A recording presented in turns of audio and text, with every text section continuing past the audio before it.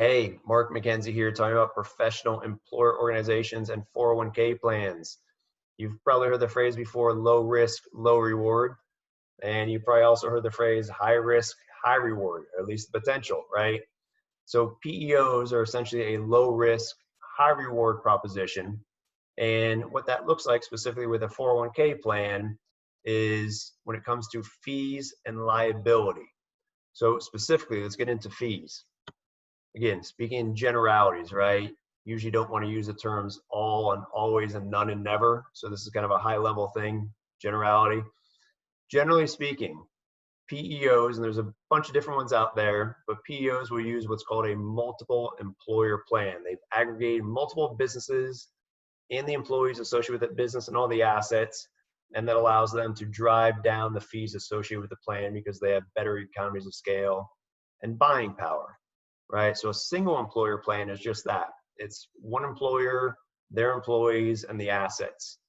Again, generally speaking, if you have fewer employees and fewer assets, your fees are going to be higher. That's just kind of the way it is.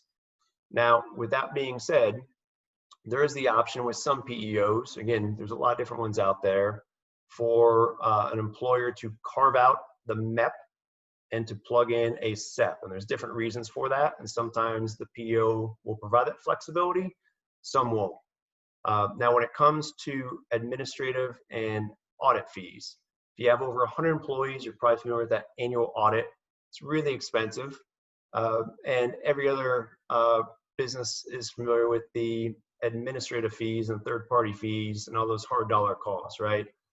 Generally speaking, those audit fees and admin fees are bundled into your PEO solution. So those kind of go away. Now, when it comes to liability, a couple things to be considering when it comes to liability. Number one, you don't want any if you don't have to have it. And number two, if you have to have it, you want to be able to try to manage it as properly as possible. So fiduciary liability, 321 versus 338 protection. 321 is essentially when the business is making fund selections about what funds that go in the 401k plan. By doing this, they're assuming liability for that fund selection. Again, usually you don't want to be doing that. 338 is when those funds have already been selected through the MEP and through the PEO. And so by having that 338 protection, again, you're eliminating a lot of fiduciary liability that's associated with the plan. And then this last thing over here is flows and deferrals. So every pay period, the employees that are participating within the plan are deferring money into the plan.